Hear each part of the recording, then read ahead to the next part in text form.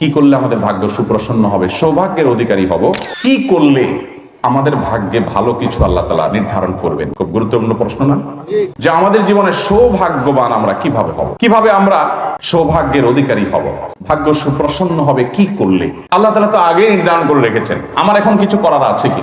এটার জবাব হলো তিনটি আমলের কথা আমরা বলবো, তিনটি কর্মসূচির কথা বলবো, যেগুলোর মাধ্যমে আমরা সৌভাগ্যবান হতে পারি, আমাদের নসিবে ভালো কিছু হতে পারে।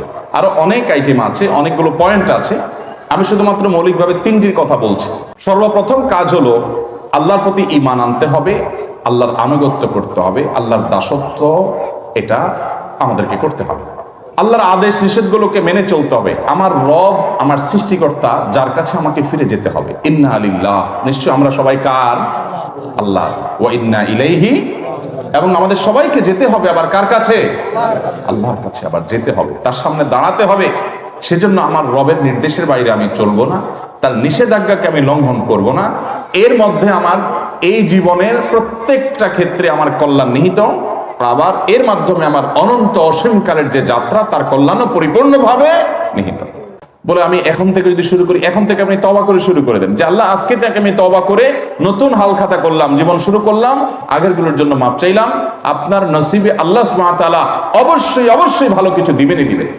আমরা ভাগ্য নিজের পক্ষে যেন হয়, অনুকূলে যেন হয়, সুপ্রসন্ন যেন হয়, এজন্য সব রাতে মসজিদে গিয়ে সবাই ভিড় জমায়। ভাইরা আমার, এক রাতে আপনি ভিড় জমায়া একটু দোয়া দরুদ কান্নাকাটি করে আপনার ভাগ্য সুপ্রসন্ন করবেন। যদিও আমরা আগে বলেছি সব রাতে ভাগ্য নির্ধারণ হওয়ার কথাটি নির্ভরযোগ্য নয়, তারপরেও ধরে নিলাম এরাতে ভাগ্য নির্ধারণ হয়, তো ভাগ্য নির্ধারণ এক রাতে আপনি আল্লাহ তাআলার কাছে দোয়া রুনাজারি করে সারা বছরটা ঠিক করে ফেলবেন, আর সারা বছর আল্লাহর অবাধ্য থাকবেন, আপনি এটা কিভাবে আশা করেন? আপনাকে জন্য তওবা করতে হবে এবং সারা বছর আল্লাহর আনুগত্য করার প্রতিজ্ঞা করতে হবে। আল্লাহ আমাদেরকে তৌফিক দান করুন। তাহলে একটা বিষয় পেয়ে গেলাম, ভাগ্য সুপ্রসন্ন হওয়ার জন্য আমাদের নসিবে যেন, ভাগ্যে যেন ভালো কিছু লেখা হয়, তার জন্য আমাদেরকে কন্টিনিউয়াসলি, নিয়মিত আল্লাহর দাসত্ব করে যেতে হবে। তাহলে ভাইরা আমার, আমাদের ভাগ্য সুপ্রসন্ন করার জন্য ওই এক রাতের ইবাদত নয়। নবী করিম সাল্লাল্লাহু আলাইহি ওয়াসাল্লাম কোন হাদিসে বলেননি, কোরআনে কোন আয়াতে আল্লাহ বলেননি যে তোমরা অমুক রাত ইবাদত বন্দেগী করলে তোমাদের নসিবে ভালো কিছু লেখা হবে। বরং নসিবে ভালো কিছুর জন্য লেখা হয়, এর জন্য আমাদেরকে সারা বছর ধরে নেক আমল করার ওয়াদা এবং প্রতিজ্ঞা করতে হবে ইনশাআল্লাহ। নাম্বার 2, বিশেষভাবে ভাগ্য যেন সুপ্রসন্ন হয়, আমাদের জীবনে হায়াতে এবং রুটি রুজিতে যেন বরকত হয়, কল্যাণ হয়। এই জন্য আমাদেরকে আত্মীয়তার বন্ধনগুলো রক্ষা করতে হবে। আত্মীয়তার সম্পর্ক যে যত বেশি সংযুক্ত রাখবে, আত্মীয়তার সম্পর্কগুলোকে যে যত বেশি জোড়া লাগাবে, রক্ত সম্পর্কে আত্মীয়দের সাথে যাদের যত সুসম্পর্ক থাকবে, আল্লাহ তাআলা তাদের হায়াতে এবং রিজিকে তত বেশি বরকত দান করবে, তার ভাগ্য তত সুপ্রসন্ন হবে। সহিহ বুখারীর হাদিস, নবী করিম সাল্লাল্লাহু আলাইহি ওয়াসাল্লাম বলেছেন, মান সাররাহু আন ইউবসাতা লাহু ফি রিজকিহি আও ইউনসা লাহু ফি আথারিহি ফালইয়াসিল রাহিমা, যে চায় তার রিজিককে আল্লাহ প্রশস্ত করে দেন, যে চায় তার হায়াতের মধ্যে আল্লাহ তাআলা বরকত দান করুন, এটা যদি কেউ চায়, সে যেন তার রক্ত সম্পর্কে আত্মীয়দের সাথে সুসম্পর্ক বজায় রাখে। রক্ত সম্পর্কে আত্মীয় কারা? আপনার বাবা মা, আপনার ছেলে মেয়ে, আপনার দাদা দাদি, আপনার চাচা ফুফু, আপনার চাচাতো ভাই বোন, আপনার আপন ভাই বোন তো আছেনই, আরো কাছের তারা, আপনার মামা, আপনার খালা, আপনার নানা নানি আরো কাছের, এরা হলো আপনার রক্ত সম্পর্কীয় আত্মীয়। এই আত্মীয়গুলো যাদের সাথে আপনার রক্তের সম্পর্ক আছে, আপনার সাথে আপনার মা, আপনার বাবার রক্তের কানেকশন, অতএব মায়ের দিককার, বাবার দিককার যে আত্মীয়গুলো সরাসরি, তারা হলো আপনার রক্ত সম্পর্কীয় আত্মীয়। এদের সাথে আপনার সুসম্পর্ক বজায় রাখা দরকার। আমাদের সমাজে এই আমলটা অনেক বেশি অবহেলিত ভাই। রক্তের সম্পর্কীয় মানুষগুলোর সাথে সুসম্পর্ক বজায় রাখা এটা ফরজ, এটা কোনো মুস্তাহাব আমল না, এটা ফরজ। নিজের ভাই বোনের সাথে, স্বামী তার ভাই বোনের সাথে সুসম্পর্ক বজায় রাখুক, বাপ মার কেয়ার করুক, এটা অনেক মহিলা চায় না, আছে না নাই?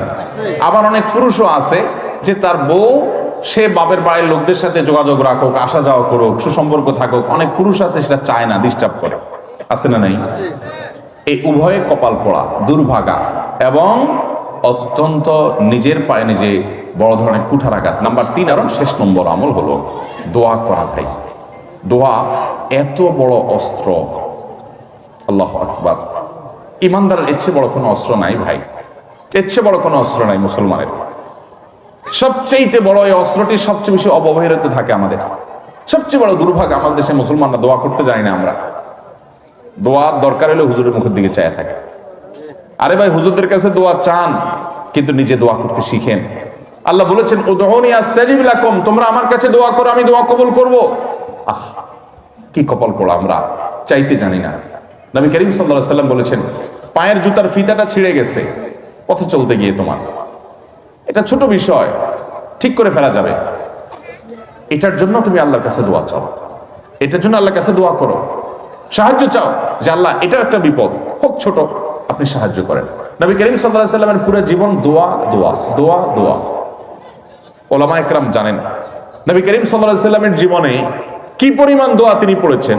নবী করিম সাল্লাল্লাহু আলাইহি ওয়াসাল্লামের জীবনে প্রতিটা পদে পদে দোয়া, প্রতিটা পদে পদে, বৃষ্টি হচ্ছে তখন দোয়া, বৃষ্টি হচ্ছে না তখন দোয়া, টয়লেটে ঢুকছেন তখন দোয়া, বের হচ্ছেন তখন দোয়া, খাচ্ছেন তখন দোয়া, খাবার শেষ করেছেন তখন দোয়া, স্ত্রী সবার সময় দোয়া, বাসা থেকে বের হওয়ার সময় দোয়া, বাসায় ঢুকার সময় দোয়া, বাজারে ঢুকছেন তখন দোয়া, মসজিদে ঢুকছেন তখন দোয়া, পরিচিত অপরিচিত মানুষের সাথে সাক্ষাৎ হয়েছে সালাম দিচ্ছেন সেটাও একটা দোয়া, নামাজ শেষ করছেন তখনও দোয়া দিয়ে দোয়া মাসরা দিয়ে শেষ করছেন, নামাজ শুরু করছেন সূরা ফাতিহা ইহদিনাস সিরাতাল মুস্তাকিম দোয়া দিয়ে শুরু করছেন, বিবাহ শাদী যে সংগঠন হলো এর শেষে নবী সাল্লাল্লাহু আলাইহি ওয়াসাল্লাম দোয়া পড়েছেন, দুধ পান করেছেন দোয়া করেছেন, আরেক কিছু খেয়েছেন দোয়া করেছেন।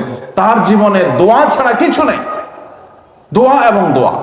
আর দোয়া ও হুয়াল ইবাদা, কত বড় অস্ত্র জানেন। নবী করিম সাল্লাল্লাহু আলাইহি ওয়াসাল্লাম বলেছেন, তিরমিজির বর্ণনায় কাজা আসছে আর মুসনাদ হাকিমের বর্ণনায়, আল্লাহর নির্ধারণকে, একটা হাদিসে আসছে আল্লাহ যা নির্ধারণ করেন ফয়সালা করেন সেটা আর পরিবর্তন করেন না, কিন্তু এক্সেপশন হলো যে আল্লাহ নির্ধারণকে পর্যন্ত আল্লাহ পরিবর্তন করেন বান্দার দোয়ার মাধ্যমে। আমি আমার বুঝজ্ঞান হয়েছে থেকে এই দোয়া পড়ি, রব্বানা হাবলানা মিন আজওয়াজিনা ওয়া যুররিয়াতিনা কুররাতা আয়ুন ওয়াজআলনা লিল মুত্তাকিনা ইমামা। সবাই আমল করব তো ইনশাআল্লাহ। এখন কথা হলো যে দোয়ার মাধ্যমে আল্লাহ তাআলা ভাগ্য ঠিক করে দেন। অনেক সময় দেখা যায় আমি দোয়া করছি কিন্তু ভাগ্য ঠিক হলো না, এই যে দোয়াটা করছিলেন কিন্তু সন্তানটা ওইরকম হলো না, তাহলে বুঝতে হবে হয় আপনার দোয়াতে কোনো ত্রুটি আছে, ইস্তেগফার করে দোয়া আরো বাড়াইতে হবে, অথবা বুঝতে হবে যে আল্লাহ সুবহানাহু ওয়া তাআলা আপনাকে এটা দেন নাই, এর চাইতে বেটার কিছু দিবেন ইনশাআল্লাহ। দুরূদ বেশি বেশি করে পাঠ করা, ইস্তেগফার বেশি বেশি পাঠ করা, এগুলো সৌভাগ্যের অধিকারী হওয়ার অন্যতম একটা পূর্ব শর্ত। আল্লাহ রাব্বুল আলামিন আমাদের সবার নসিবে ভালো কিছু রাখুন।